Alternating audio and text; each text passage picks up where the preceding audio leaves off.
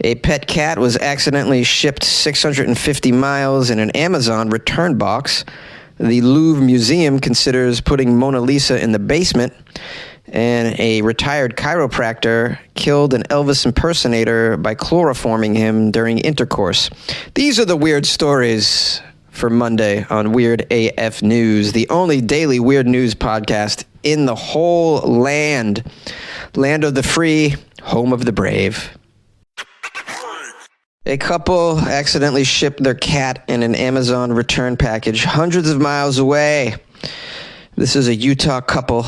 They accidentally shipped their pet cat, who they're not naming right here, but I assume eventually the cat will have a name in this story. We'll get to it. For now, the cat doesn't have a name. This couple accidentally shipped their cat that has a name, but we don't know it yet, in an Amazon return package, trapping it in the box without food or water for 6 days. I would hope that it's an accident. You wouldn't send your cat a week without food or water. That'd be pretty cruel. I'm wondering, though, is cat delivery's free on Prime, right? I think it is, so should be fine. They'll get it back without a charge, I assume. Anyone thinking of this reference to Schrodinger's cat? That's a very convoluted concept that I'm not going to get into here. For one, my brain isn't working right, and I don't know if I remember it completely. For two, it would just bore the crap out of you. So moving on. The cat's name is Galena. Oh, so we got a Greek cat on our hands here.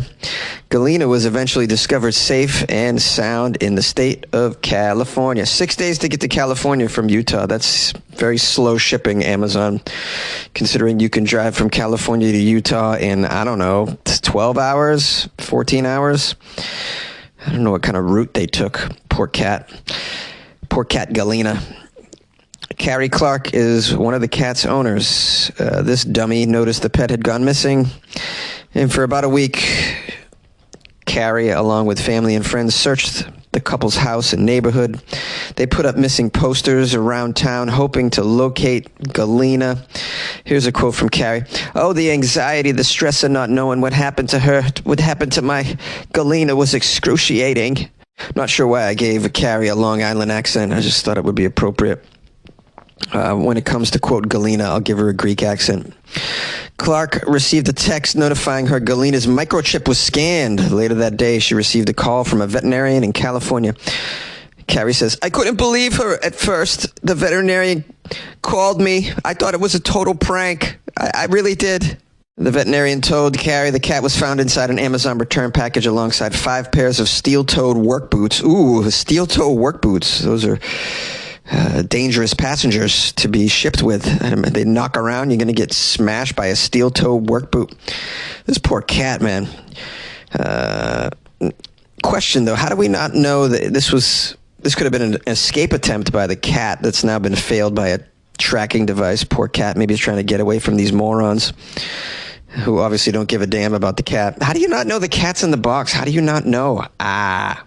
Maybe the cat sneaks in there when you're packing it up. Maybe. But then, eventually, the box is sitting there. You don't hear any sounds from it. All right, let's assume that the box didn't sit there. Let's assume that you just taped it up and you immediately brought it to the drop-off place or the shipping place. How, in transit, do you not know the cat's in the box? How does the cat not shift around or make a noise? I find it very hard to believe, is all I'm saying. So I don't know what's going on here. Maybe these people are just really, really senseless. I sternly advise these couples not to move up to a human baby. So the cat was discovered by an Amazon employee who found her in a warehouse, took her to the vet. Carrie and her husband flew to California to be reunited with their cat. It was an amazing reunion. Galena instantly stopped shaking and relaxed in my arms when I got to hold her again. Despite being skinnier and some mild dehydration, her blood work was completely normal. She was completely unharmed.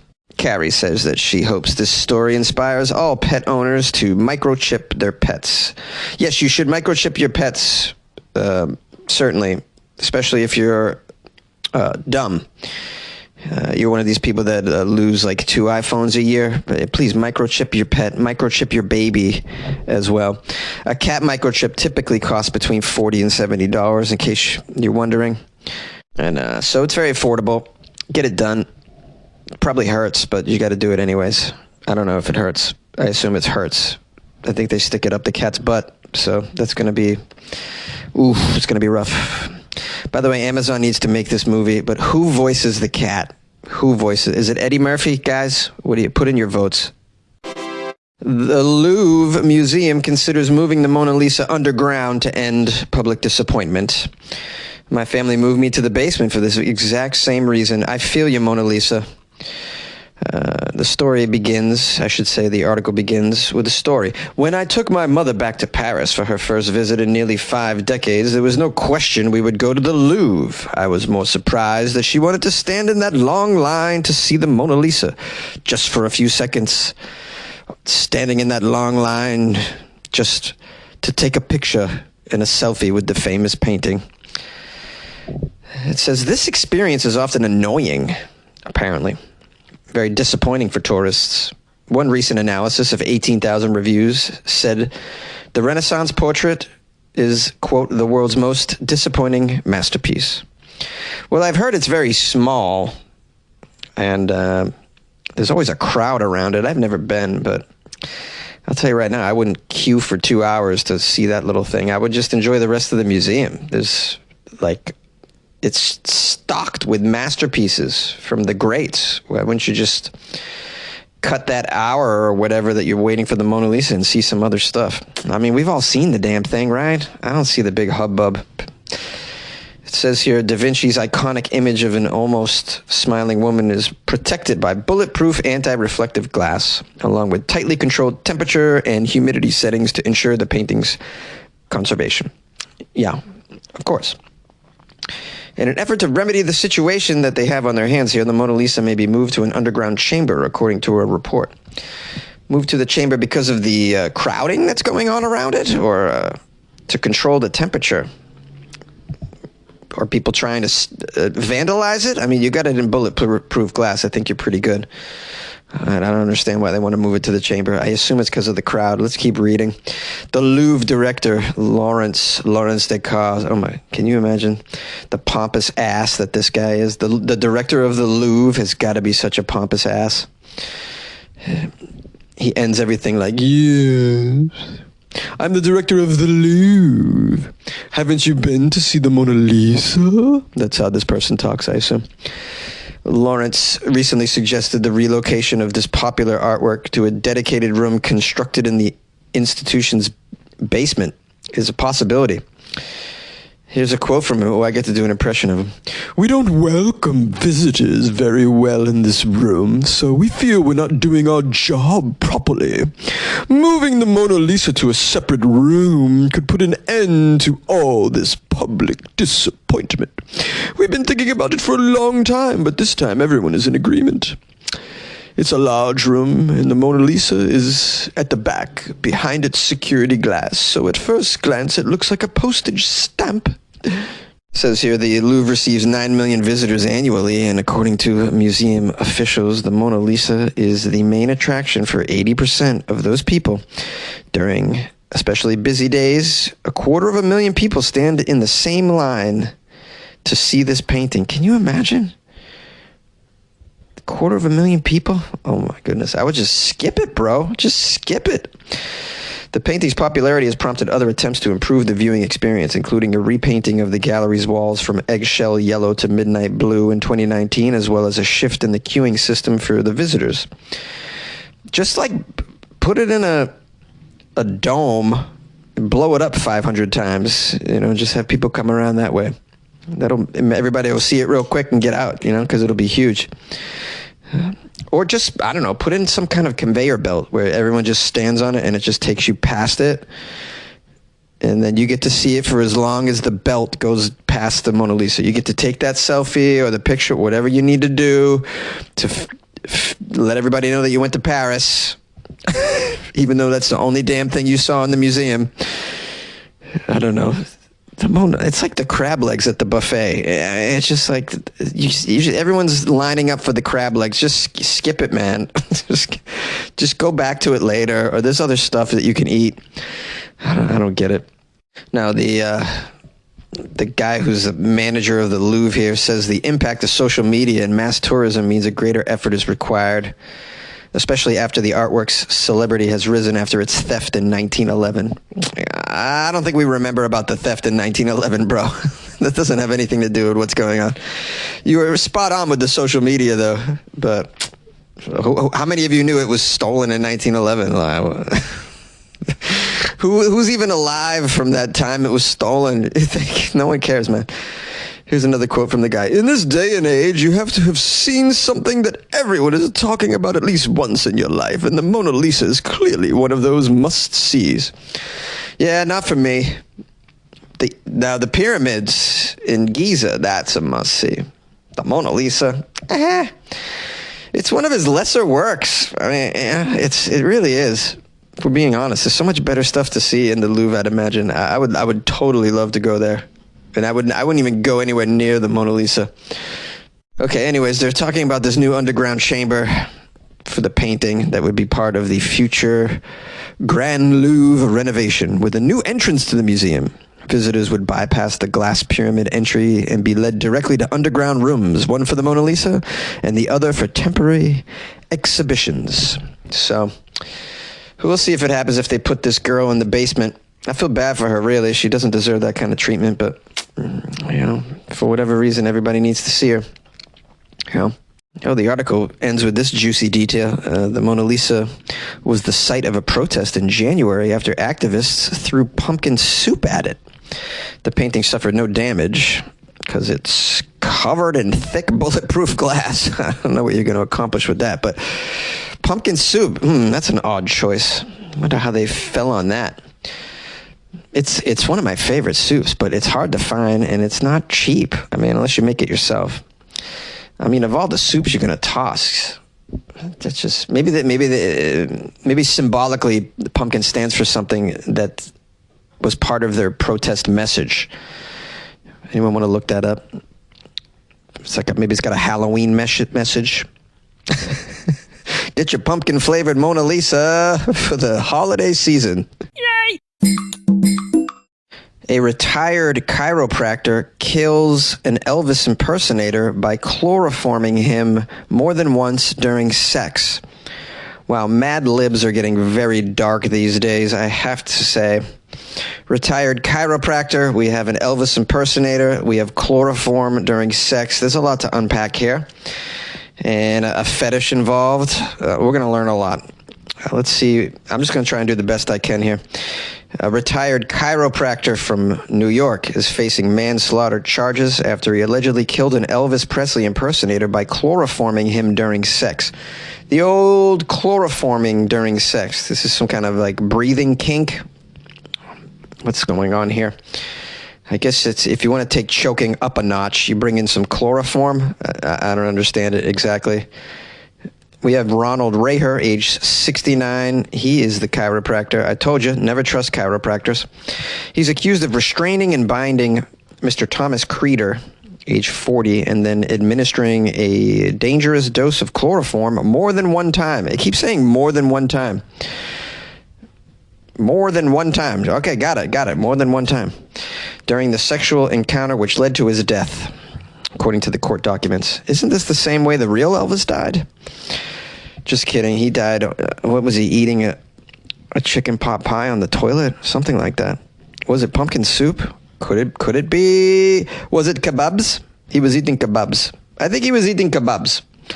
4 days after Creeder's death, the Elvis impersonator, the chiropractor, Mr. Raher, went to the Saratoga County Sheriff's Office and reported that his body was in the basement of his Milton home. 4 days, sir? What were you doing during those 4 days? I don't think I want to know. You have strange sexual proclivities. I'm going to guess not so great stuff was going on. Mr. Raher was arrested and charged with second-degree manslaughter and evidence tampering for allegedly removing Creeder's things from the crime scene. It is unclear where Mr. Raher got the chloroform. Well, he's a doctor. Sort of. Jonesy, a chiropractor is not a doctor. I know. Probably got some doctor friends, though, maybe. You can get chemicals when you got doctor friends. I wish I had doctor friends. I'd like to get some chemicals. Investigators say the two had known each other for many years, and both the sexual encounter and the chloroform use appeared to be consensual.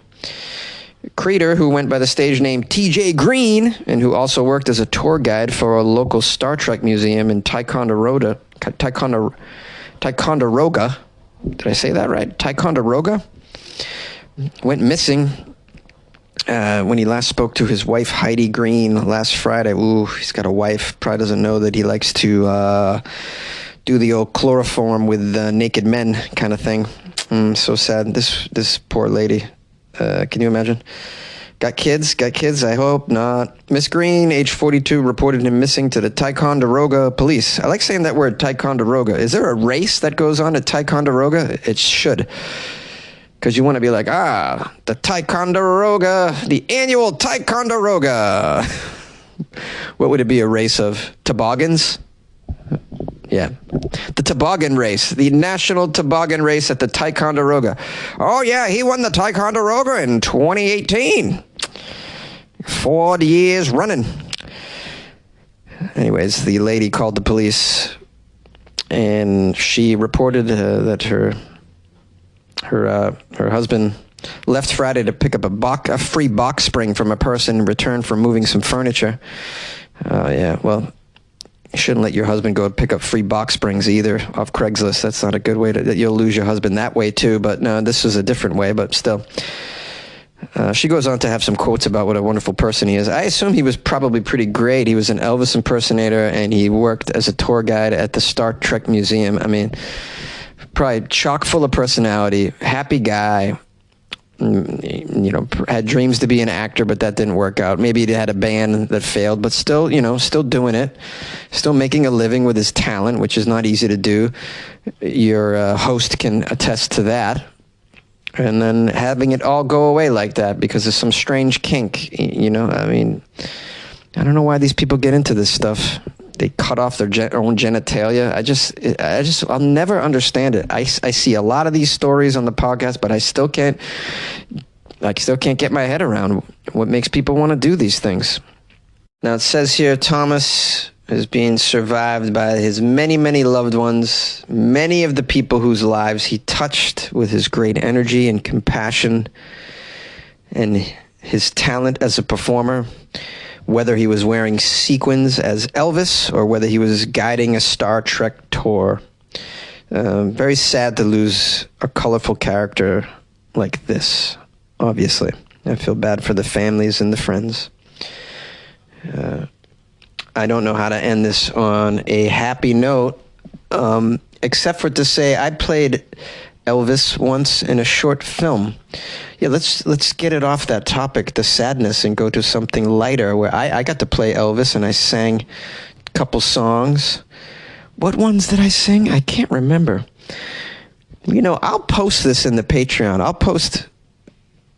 Can you upload I think I can upload the full movie in there. I'll put it up in there. It's pretty wild. Yeah, I play an Elvis impersonator who kills himself at a party. Sorry. Here I am trying to take it to a funny place. I didn't realize when I got into my own Elvis story that it also ends with Elvis dying.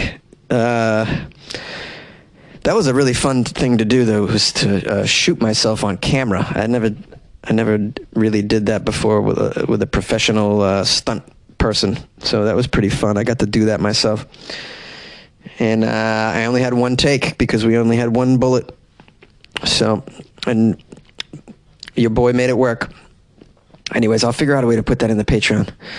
I love you guys. I love you very much. Tell everybody around you that you love them. All right? Make sure you do that, okay? Yay! Thanks, everybody, for the birthday wishes and reaching out to me over the weekend, checking in on me, concerns about my health, etc. All very touching. So I just want to let you know how much I appreciate that.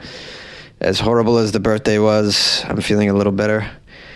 And we're moving on with the podcast. And we're giving thanks and praise because people bought me some coffees for my birthday. Christy K bought me coffees for my birthday.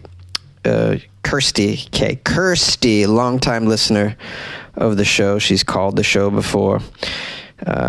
Kirsty wrote, happy belated 420 and happy birthday, Jonesy. Enjoy the rest of your travels. Love you loads, you weirdo. Isn't that a sweet, short, sweet message? Love that. Chef Ryan, always supportive. Chef Ryan, always getting me at the right time during the holidays, hooking me up. He bought me coffees too. He wrote, happy birthday, go out and get some fun at a ping pong show. I would like to get to a ping pong show eventually, man, as soon as my head stops pounding. Okay, then Char bought coffee for me. Char could be short for Charlotte or Charlie. Char wrote, happiest of birthdays to you, Jonesy. I hope you were able to celebrate even though you weren't feeling well. We appreciate you continuing your podcast, making us laugh when you may not be feeling funny AF right now. Hugs and high fives. Well, hugs and high fives to you guys, too. You and the whole family. I think there's multiple people on the other side of that.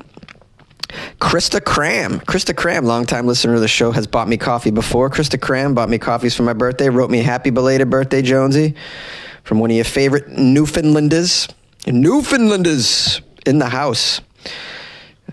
She says, over here in the Atlantic Ocean. Haha. Just getting around to listening to the Florida Friday episode. I realized I missed it. Hope you're feeling better.